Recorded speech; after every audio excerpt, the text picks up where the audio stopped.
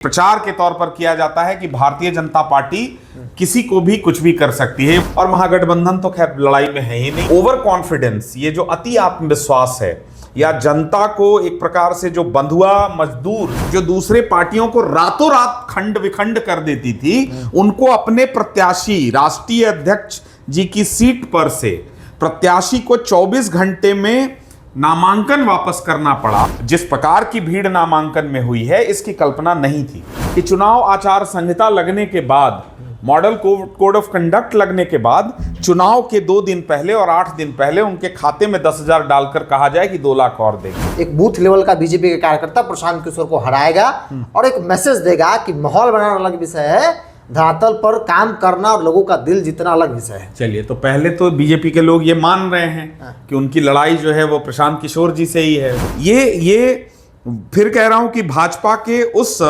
प्रचंड अहंकार और निरंकुश शासन के विरुद्ध एक जनादेश है। तो भाई, ये तो बूथ लेवल कार्यकर्ता था, महामंडल के महामंडलेश्वर थे, जो ढंग से न बोल पा रहे हैं और उनका लगा कि गर्दनें तोड़ देंगे अध्यक्ष जी। ये लड़ाई ही पूरी उसी अहंकार का है। ताकि बांकीपुर गढ़ है, किला है और यहाँ पर कुत्ता बिल्ली को खड़ा कर दें, बानर को खड़ा कर दें, तब भी जीत जाए। भाई, राष्ट्रीय अध्यक्ष के लिए ये मैंडेटरी तो है नहीं कि आपको राज्यसभा का सांसद होना है। अमित शाह जी राष्ट्रीय अध्यक्ष रहे, लेकिन गुजरात में उन्होंने कभी नहीं छोड़ा अपना कंस्टिट्यूएंसी। नमस्कार, द इंडिया टॉप देख रहे हैं, मैं हूं आपके साथ ब्रजू सिंह।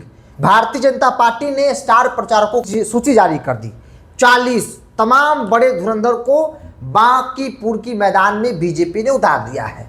जिस बीजेपी को लेकर कहा जा रहा था कि बीजेपी डर गई, कदम पीछे खींच ली, उम्मीदवार बदल लिया, उस बीजेपी ने धुरंधर तमाम नेताओं को मैदान में उतारने का फैसला किया। प्रशांत किशोर से डर गए। मेरे साथ जनसुराज के राष्ट्रीय प्रवक्ता कुमार सौरभ सिंह हैं। कल तक आप लोग कह रहे थे कि बीजेपी डर गई, सूची देख लिया ना, पवन सिंह से लेकर सम्राट चौधरी से लेकर तमाम बड़े धुरंधर बांकीपुर में उतरेंगे। फिर प्रशांत किशोर कहाँ नजर आएंगे?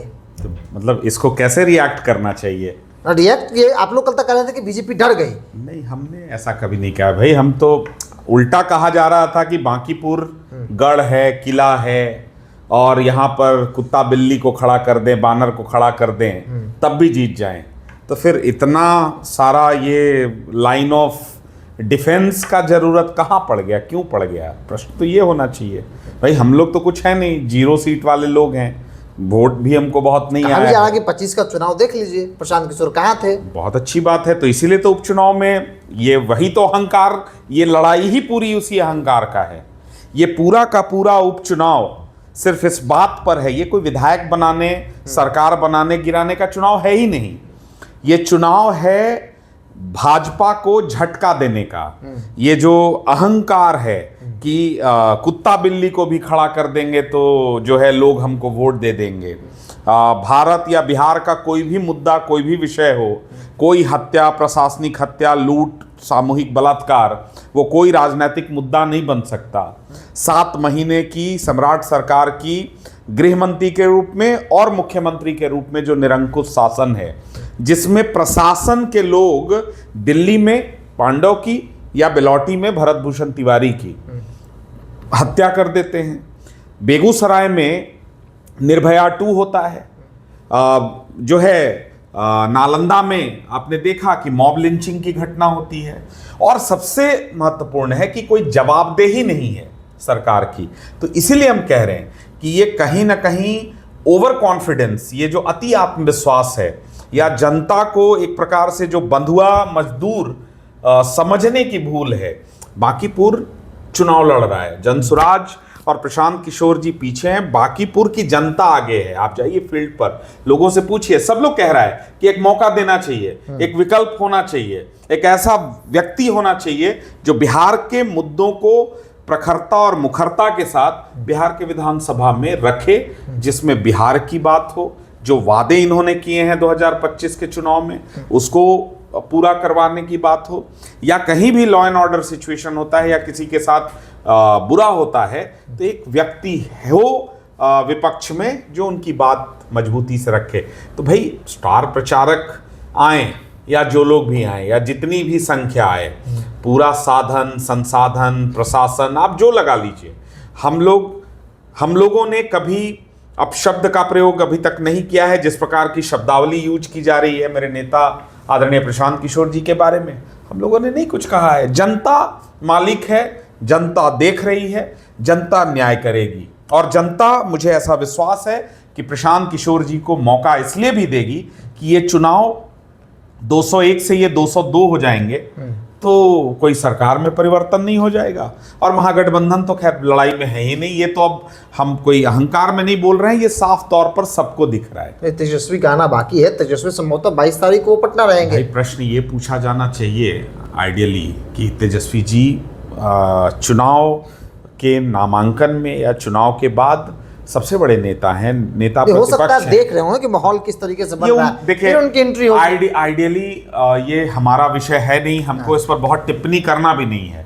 ये विषय महागठबंधन का है, राष्ट्रीय जनता दल का है, उनकी अपनी चुनाव की रणनीति है। हो सकता है उनकी रणनीति ये हो कि 22 तारीख के बाद हम प्रचार करेंगे जबरदस्त, और 4 दिन में बांकीपुर का एकदम हम माहौल बदल देंगे और जो है 2 लाख वोट से जीत जाएंगे।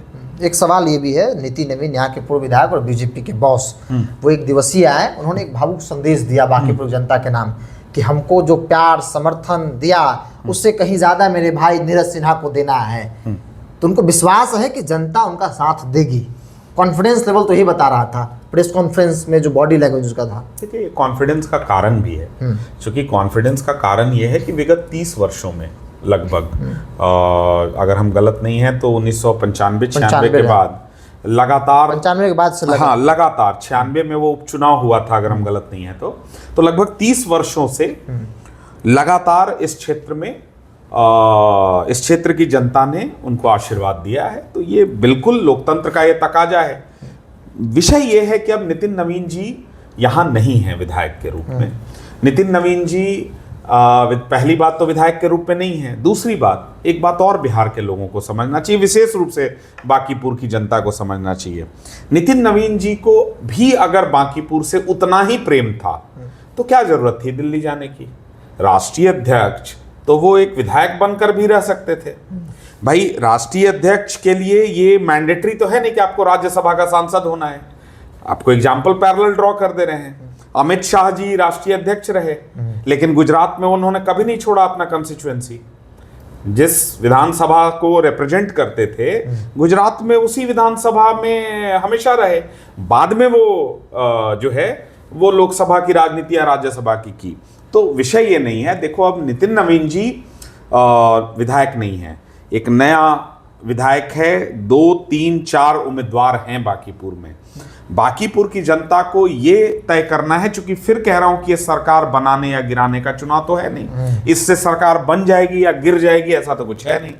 विषय ये है कि बांकीपुर के पास एक मौका है, एक उस जनमत संग्रह का, उस रेफरेंडम का, कि 7 महीने पहले जिसके नाम पर चुनाव हुआ, जिनके चेहरे पर चुनाव हुआ, उनको न लाकर पिछले दरवाजे से एक आपराधिक प्रवृत्ति के व्यक्ति, जिन पर 7 हत्या का मुकदमा नहीं, आरोप नहीं, जो अभियुक्त रहे, जेल गए। देखिए हम लोग बार बार कह रहे हैं कि कोई कुशवाहा समाज से ही नेता बने मुख्यमंत्री, जो चरित्रवान हो, जो पढ़े लिखे हो, जिन पर कोई दाग धब्बा नहीं हो, इसमें कोई दिक्कत नहीं है। बट सम्राट चौधरी जी स्वीकार्य हैं या नहीं हैं बिहार के मुख्यमंत्री के रूप में, ये कैसे पता चलेगा? भाई लोग तो कह रहे हैं कि हम लोग तो दिए थे नीतीश कुमार जी को वोट, इनको जो है लाके बिठा दिया गया। तो नीतीश कुमार जी को वोट दिए थे और मोदी जी और शाह जी बना दिए, ये मोदी जी और शाह जी को मैसेज कैसे जाएगा? आखिर लोकतंत्र में तो यही तरीका है ना, जनादेश के माध्यम से ही आप किसी को भी संदेश दे सकते हैं। तो जनादेश के माध्यम से संदेश देने का समय है बांकीपुर, एक मौका है बांकीपुर। ये फिर कह रहा हूं कि भाजपा के उस प्रचंड अहंकार और निरंकुश शासन के विरुद्ध एक जनादेश है, जिसमें ये साफ है कि सम्राट चौधरी के रूप में मुख्यमंत्री बिहार को स्वीकार्य नहीं है। नहीं, आपके नेता, आप लगातार आप लोग कह रहे हैं कि भाई बदलाव और एक मैसेज अमित शाह और मोदी जी को बांकीपुर के परिणाम से दिया जाएगा, बीजेपी को बड़ा झटका दिया जाएगा। बीजेपी के लोगों से जब बातचीत होती है तो उनका कहना है कि भाई एक बच्चा जो है चच्चा को हराएगा, एक बूथ लेवल का बीजेपी के कार्यकर्ता प्रशांत किशोर को हराएगा और एक मैसेज देगा कि माहौल बनाना अलग विषय है, धरातल पर काम करना और लोगों का दिल जीतना अलग विषय है। चलिए, तो पहले तो बीजेपी के लोग ये मान रहे हैं कि उनकी लड़ाई जो है वो प्रशांत किशोर जी से ही है, वही हराएंगे। और आप लोग बना रहे हैं तो जाहिर तौर पर लड़ाई ये सुनकर हमको अच्छा लगा, क्योंकि कल एक न्यूज चैनल के डिबेट में थे तो वहां पर उनके प्रवक्ता जी जो है हम लोगों को 5वां 6ठा स्थान पर, अब हम ये पूछना भूल गए कि दूसरा तीसरा चौथा 5वां पर कौन था, क्योंकि वो 5th और 6th पोजीशन पे ला रहे थे। तो चलिए, खुशी की बात है कि भारतीय जनता पार्टी के लोग ये मान रहे हैं कि उनकी लड़ाई हमसे है। देखिए, सिंपल सा बात है कि भाई ये नैरेटिव का खेल है, और नैरेटिव के खेल में उस क्षेत्र के बड़े बड़े नाम, चाहे ऋतुराज जी हों, आशीष बेचारा विद्यार्थी परिषद से आज काम कर रहा है, पिता पूर्व विधायक रहे, अजय आलोक भाई हमारे जो है गला सूख गया, गला फाड़ते रहते हैं, बोलते बोलते उनका जो है गला रूंधने लगा है। हाँ, रणवीर नंदन जी थे। ये हम लोगों को नहीं पता है, जो आप ही लोगों के माध्यम से हम लोगों को पता चलता है उसी पर हम टिप्पणी कर रहे हैं। मुझे इस बात की जानकारी नहीं है कि वहाँ टिकट का मांग कौन कर रहा था, किसको कंसिडर किया, हमारा विषय नहीं है। विषय ये है कि ये नैरेटिव बनाने का गेम है कि हार गए तो भाई ये तो बूथ लेवल कार्यकर्ता था, महामंडल के महामंडलेश्वर थे, जो ढंग से न बोल पा रहे हैं और उनका लगा कि गर्दनें तोड़ देंगे अध्यक्ष जी, कभी मुंह दबाया जा रहा है, कभी धक्का दिया जा रहा है, मुख्यमंत्री के यहाँ जा रहे हैं। तो सब कुछ जनता देख रही है। हम फिर कहेंगे हम लोग टिप्पणी नहीं करेंगे इस पर। एक अंतिम सवाल ले लेते हैं, क्योंकि हम आम तौर पर देख रहे हैं कि जिस प्रकार से आपकी पार्टी चुनावी प्रचार में लगी हुई है, ऐसा क्या प्रशांत किशोर चूँकि बार बार कह भी रहे हैं कि भाई हम बदलाव करेंगे, यहाँ की कई लोकल इशू है जिस पर काम करेंगे, आप पर आरोप भी लगता है कि 25 के विधानसभा चुनाव में आप लोगों ने भी कई सारे वादे किए थे, लोगों से फॉर्म भी भरवाया था, लोगों को विश्वास कैसे दिलाएंगे आप?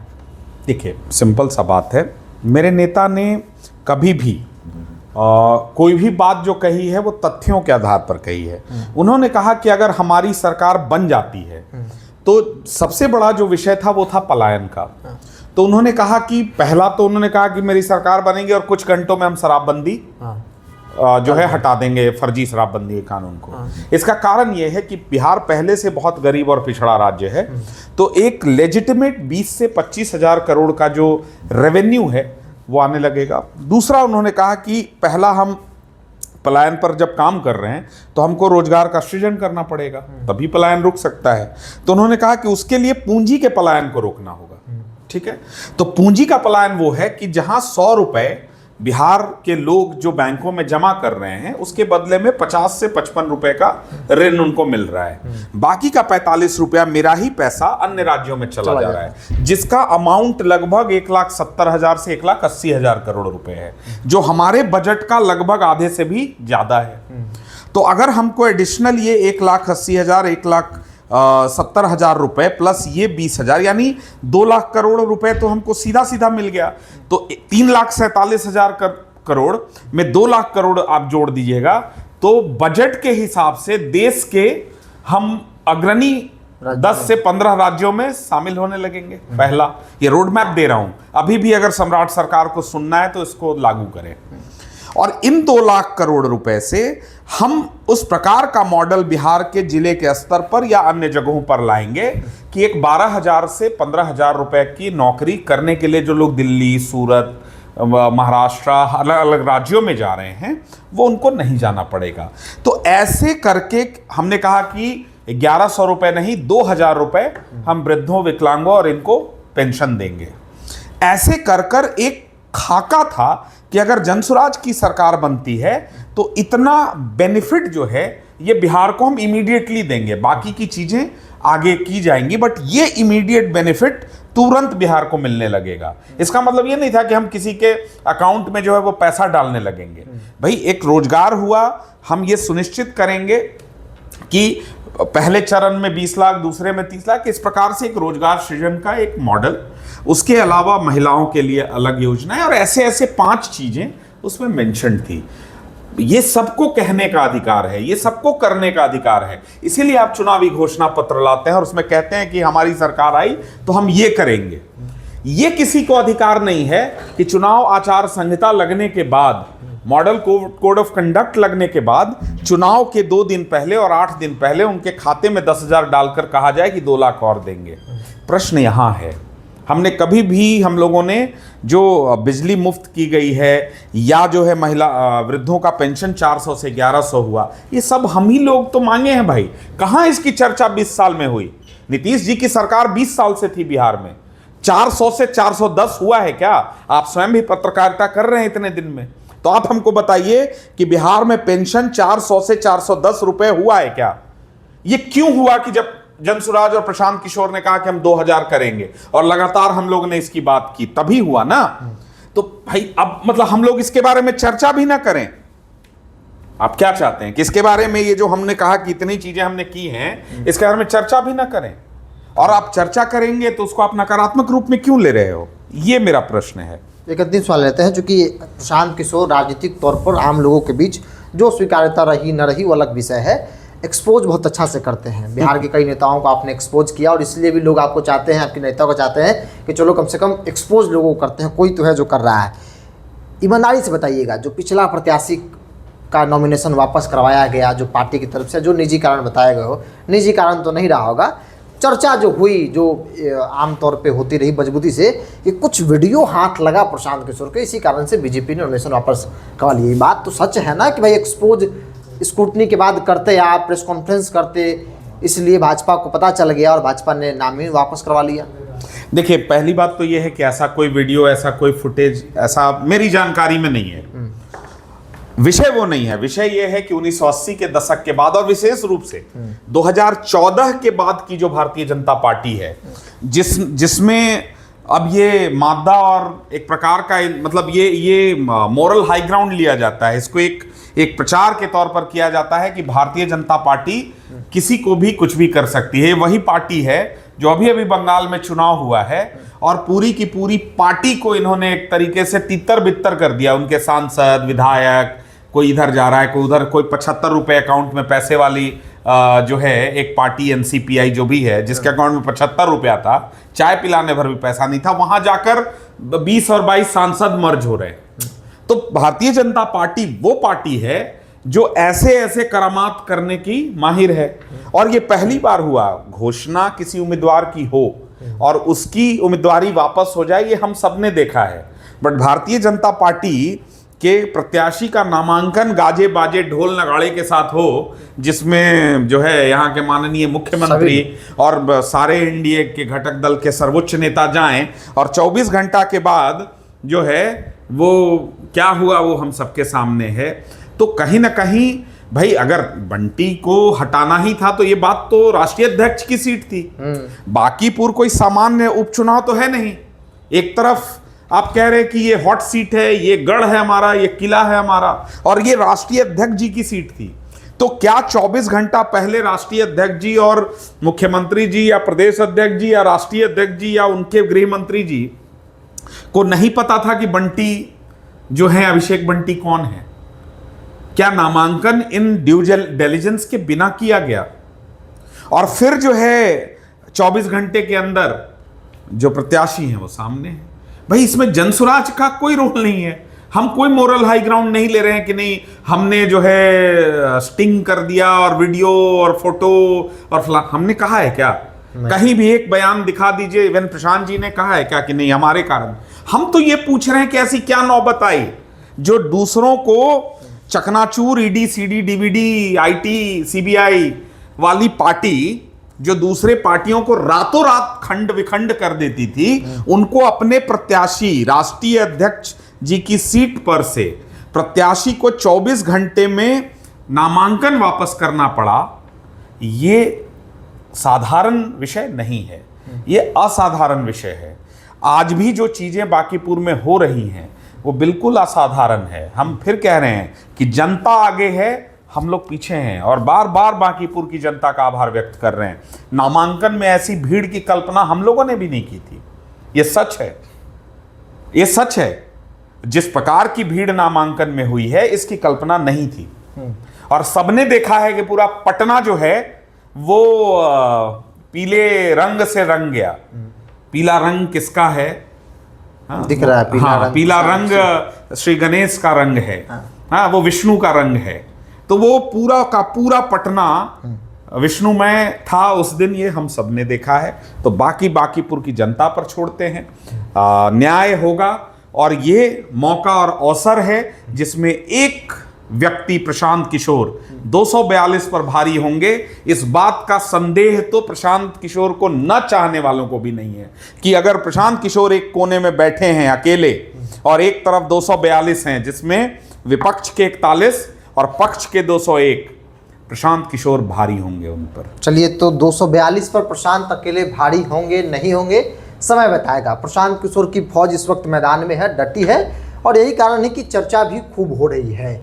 भारतीय जनता पार्टी ने भी मैदान में उतारना शुरू कर दिया अपने तमाम धुरंधरों को। लड़ाई बहुत दिलचस्प हो चुका है। अब ये भी देखना होगा कि भाई क्या होता है। आरजेडी को लेकर जो सवाल इस वक्त जो चर्चा है कि आरजेडी लड़ाई में है या नहीं है, क्योंकि इस तरह के माहौल नहीं दिख रहा है जो आमतौर पर आरजेडी जब चुनाव में होती है वैसा होता है। तेजस्वी यादव का आना मैदान में बाकी है। इंतजार है सभी लोगों को कि हो सकता है कि तेजस्वी आए तो कोई जादू कर दे, दिन रात मेहनत करके वो माहौल बना दे। देखना होगा, सभी लोग इंतजार कर रहे हैं, हम भी और आप भी। इस पूरी रिपोर्ट में इतना ही। बहुत बहुत धन्यवाद।